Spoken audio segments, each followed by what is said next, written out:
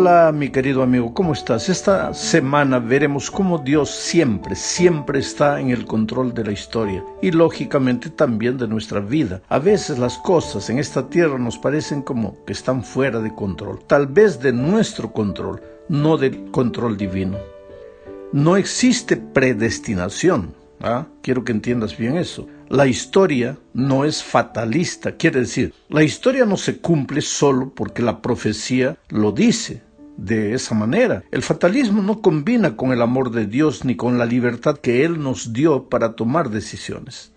A lo largo de la historia, los seres humanos tomaron decisiones porque las tomaron por voluntad propia. No porque Dios sabía que iba a suceder de esa manera. Claro que Dios, siendo Dios, pues conoce el futuro, conoce lo que vamos a decidir, pero Él no determina eso. Un día un joven me hizo una pregunta: Pastor, ¿Dios sabe todo? Claro que sabe. ¿Dios sabe que me voy a perder o me voy a salvar? Claro que sí. Y entonces él pregunta: si sabe que me voy a perder, ¿para qué me voy a querer salvar? Porque me voy a perder. Y si sabe que me voy a salvar, ¿para qué me preocupo? Me voy a salvar. No, querido, ahí está el problema. Eso es fatalismo. Dios, por ser Dios, conoce el futuro, sabe lo que vas a decidir, pero su preconocimiento no decide lo que tú vas a hacer. Dios te dio libertad. Si te vas a salvar es porque escoges andar en los caminos de Dios. Y si te vas a perder es porque rechazas todo eso. No porque Dios sabía, sino porque tú tomaste tus decisiones. Por eso Dios dice: a los cielos y a la tierra pongo por testigo delante de ustedes que he puesto la vida y la muerte, la bendición y la maldición. Escoge la vida. Pero no te voy a obligar, eres tú el que va a tener que decidir. Ahora, Dios siendo Dios, claro que Él conoce lo que va a suceder, pero eres tú el que decide lo que vas a hacer.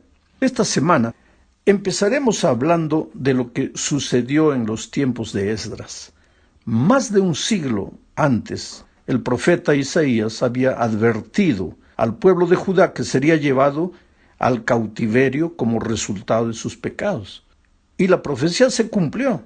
No fue de improviso. El pueblo sabía, había sido advertido, pero no hizo caso. Pero llegó el tiempo, y tú sabes la historia. En el año 605 a.C., Nabucodonosor deportó a la familia real y se llevó los utensilios del templo de Babilonia. En 597 a.C., o sea, 8 años después, la Biblia dice: 7,000 hombres valientes y 1,000 artífices fueron llevados. Y en 586, o sea, 11 años después, Babilonia destruyó Jerusalén y el templo y exiló al resto de la población. Pero años después, Ciro el Grande, rey de Persia, que había derrotado a Babilonia, ahora ya Babilonia no estaba en el poder, quien se llevó al pueblo de Israel para allá era Babilonia, pero ahora Babilonia había caído a manos de Ciro, el rey de Persia. Este Ciro ordenó que los exilados regresaran a Jerusalén a reconstruir la ciudad y el templo.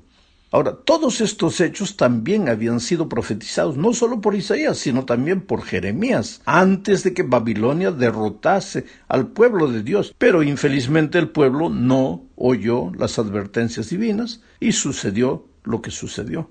Ahora, cuando leemos lo que Daniel y Esdras escriben, podemos ver que ambos escriben la historia de cómo el pueblo regresa a Jerusalén. Daniel relata cómo se fue, Esdras cómo regresó. Daniel es un poco más general. En 2 versículos dice todo. Esdras ya da más detalles, pero así son los escritores bíblicos.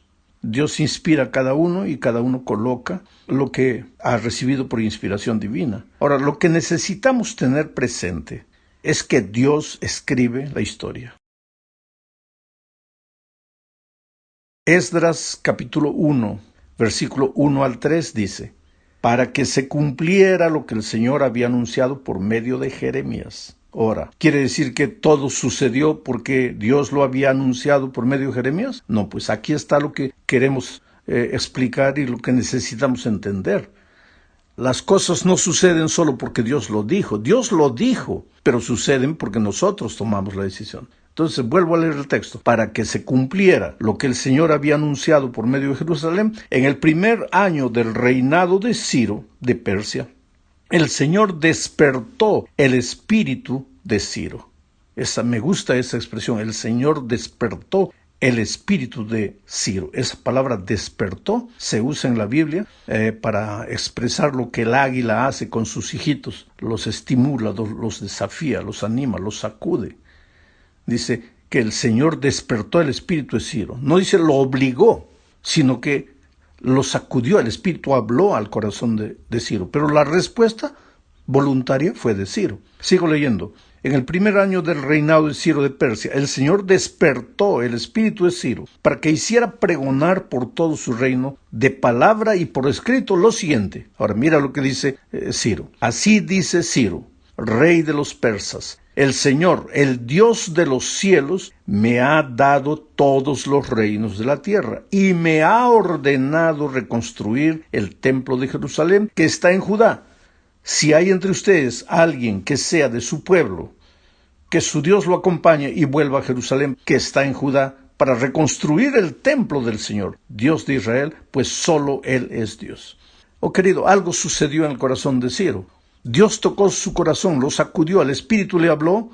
Ciro podría haber sido un terco que no le hubiera hecho caso al Espíritu Santo, pero oyó la voz de Dios y obedeció. Y ahí está lo que vengo diciendo. Dios profetiza, Dios anuncia, Dios advierte, Dios aconseja, pero Dios no obliga. Las personas toman su decisión. Pensemos, el pueblo de Israel no había sido advertido por los profetas. Sí, tomaron la decisión equivocada, fueron al cautiverio. Ahora Dios viene y habla a Ciro.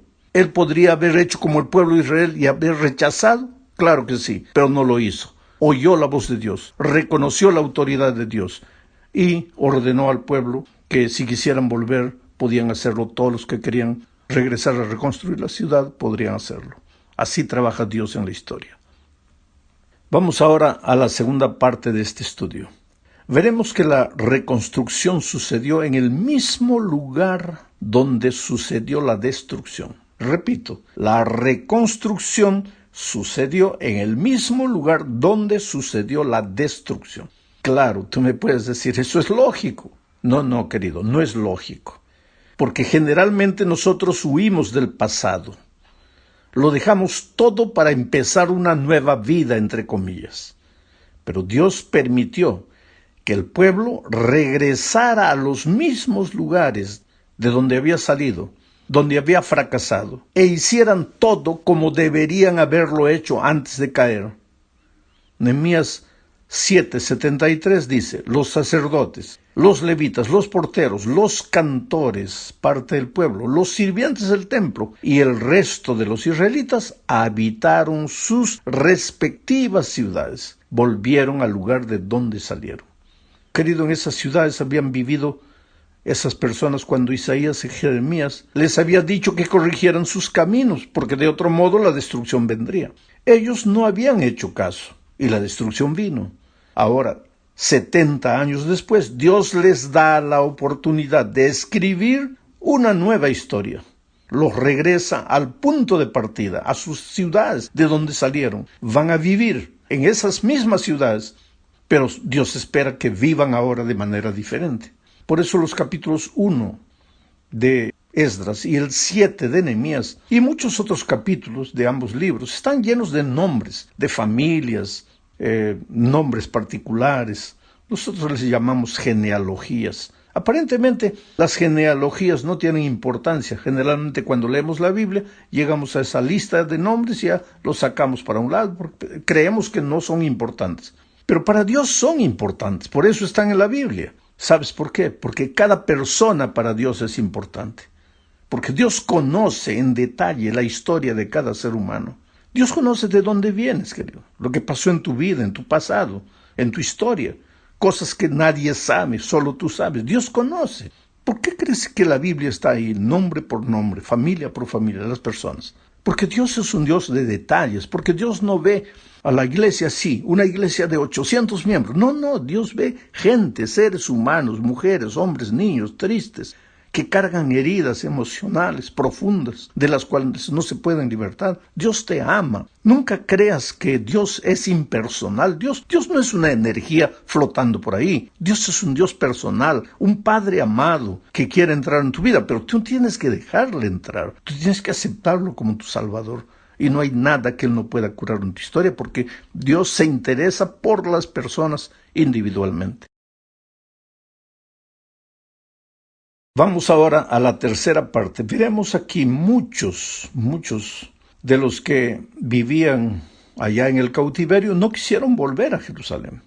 Habían nacido y crecido en tierra extranjera y sin duda pues era todo lo que conocían. ¿Para qué aventurarse a regresar a una tierra que no conocían? Bueno, son mis abuelos, mis bisabuelos, mis padres, pero yo no.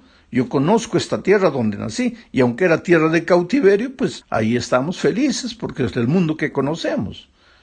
Hoy no es diferente. No es diferente. Analiza tu caso o analiza el caso de tus hijos. No es diferente. Somos los mismos. Estamos repitiendo la misma historia. En el capítulo 8 de Esdras se menciona familia por familia los que regresaron a Jerusalén junto con Esdras. Pero Esdras 8:15 dice: yo reuní a todos estos junto al río que se dirige a Ahava y acampamos allí durante 3 días. Busqué entre el pueblo y entre los sacerdotes, pero no encontré a ningún descendiente de Leví. Esto parece extraño. ¿No deberían los sacerdotes haber sido los primeros en regresar para reconstruir el templo, la ciudad? Infelizmente, querido, los sacerdotes también son seres humanos, como los pastores hoy. Queremos hacer lo mejor para Dios. Yo te digo con todo mi corazón, los pastores queremos hacer lo mejor para Dios, para su iglesia. Pero somos seres humanos y a veces demasiado humanos. Tenemos miedo también, frío, hambre, sentimientos, como cualquier ser humano. A veces la iglesia necesita entender un poco a sus líderes religiosos. Los seres humanos, los que Dios colocó para dirigir su iglesia, no son robots sin sentimientos. Son hombres que quieren conducir este pueblo a su destino glorioso, pero infelizmente son seres humanos. Ahora ya cuando no había ningún levita, Esdras mandó a buscar gente de la tribu Leví y la encontró. Porque siempre hay personas decididas a enfrentar el peligro, suceda lo que suceda. Mira, yo acabo de regresar de México, no voy a especificar lugares, pero pasé una semana entera en varios lugares de una región de mucho peligro. Los pastores que salen ahí a predicar el evangelio, a predicar, que viajan en esas carreteras solitarias de noche, de día, de madrugada, son hombres que colocan su vida, la vida de sus esposas y sus hijos en riesgo. Yo he vuelto de allá admirando a esos hombres. ¿Son robots que no tienen sentimientos? No, son hombres que tienen sentimientos, que tienen familia, hijos, que se preocupan por ellos, pero que aman a Dios, aman su obra y están dispuestos a trabajar. Yo mismo una noche viajé con 3 de ellos, en altas horas de la madrugada, por carreteras peligrosas, pero no había otra manera para llegar de un lugar al otro, para tomar un vuelo, cualquier cosa así, no había otra manera. Y sin embargo, querido, ahí están esos pastores. Yo estuve una vez en un país al que no quiero mencionar. El pastor viviendo en una situación precaria. Yo cuando me despedí de él lo abracé y le dije: mira, yo estuve 4 días contigo, fue difícil y todo, pero ya yo me voy. Ahora tú te quedas mes tras mes, año tras año. ¿Por qué? Y él me dice: pastor, es que yo amo a esta gente y Dios me ha dado una misión. Ese es el espíritu de muchos pastores. Aunque tienen miedo, aunque tienen temor, aunque tienen frío, escuchan la voz de Dios y muchas veces uno de ellos puede desanimarse, estar triste. Pero cuando Esdras los mandó buscar, ellos vinieron corriendo y estaban listos para ir con el pueblo a Jerusalén. Vamos a la cuarta parte. Aquí veremos el recogimiento espiritual del pueblo de Dios dirigido por Esdras. Esdras sabía que el viaje de regreso sería largo y peligroso. Entonces mira lo que sucedió. Leo Esdras 8, 21 y 22. Ese día, a las orillas del río Ahava, convoqué a un ayuno general en honor de nuestro Dios, para pedir a nosotros y a nuestros hijos y a nuestros bienes nos guiara por el camino correcto. No me atreví a pedirle al rey que enviara con nosotros soldados y gente de a caballo para defendernos de los enemigos en el camino, pues le había dicho: el poder de nuestro Dios hace bien a quienes lo buscan, pero no a quienes lo abandonan, los cuales experimentan su enojo. ¡Qué cosa tremenda, querido! ¿Para qué pedir ayuda, dice Esdras, si nosotros Tenemos un Dios todopoderoso. Ahora, hay que entender con equilibrio esto. Eso no quiere decir que muchas veces la policía no tiene que ayudarnos, escoltarnos, guardarnos. Pero por otro lado, no son los hombres los que nos defienden y nos protegen, es el Dios todopoderoso que tenemos. Lo que Esdras hizo fue seguir el consejo divino que estaba registrado hace mucho tiempo por boca de Moisés en Deuteronomio 30:1 al 4. Leo, dice: Dios le había prometido esto al pueblo mucho tiempo atrás. Cuando todo esto te haya sobrevenido, es decir, la bendición y la maldición que he puesto ante ti, si estás en medio de todas las naciones a las que el Señor tu Dios te haya arrojado, te arrepientes y con todo tu corazón y con toda tu alma te vuelves al Señor tu Dios, lo mismo que tus hijos, y prestas atención a su voz conforme a todo lo que hoy te mando cumplir, entonces el Señor tu Dios hará volver a tus cautivos y tendrá misericordia de ti y volverá a recogerte de entre todos los pueblos por donde te haya esparcido. Aun cuando tus desterrados se encuentren en los lugares más remotos que hay debajo del cielo, de allí te tomará y te recogerá el Señor tu Dios. ¡Qué promesa maravillosa, querido! No hay un lugar tan distante, tan lejano a donde el pecado te lleve, que de allí el Señor no te traiga si te arrepientes, si reconoces lo que has hecho. Por lo tanto, si estoy hablando en este momento para alguien que está lejos de la iglesia, hundido en los vicios, en la miseria, desterrado en esta tierra en la que vagamos, pero escuchas la voz de Dios y te arrepientes y vienes corriendo, Él te va a recibir, Él te va a traer, porque esa es su promesa. Por eso, Esdras, junto al río, Ahab se arrodilló y clamó a Dios y ayunó porque querían volver a la ciudad sabiendo que Dios estaba con ellos. Llegamos al fin de este comentario, hablando de lo que sucedió con relación a Jerusalén. Leo Nehemías 11:1. Dice: los hombres importantes del pueblo se quedaron a vivir en Jerusalén. El resto del pueblo echó suertes para que 1 de cada 10 se quedara a vivir en la ciudad santa, y los 9 restantes vivieran en las demás ciudades. Varios hombres se ofrecieron voluntariamente a quedarse a vivir en Jerusalén, y el pueblo les dio su bendición. Es extraño. Nadie quería vivir en la ciudad. Tuvieron que escoger 1 de cada 10 para que se quedara, pero si no la ciudad se iba a quedar desierta. Algunos no fueron escogidos, voluntariamente se ofrecieron. Es que en todos los lugares, queridos, hay lugar. Y hay lugares a donde tenemos que ir y predicar el Evangelio.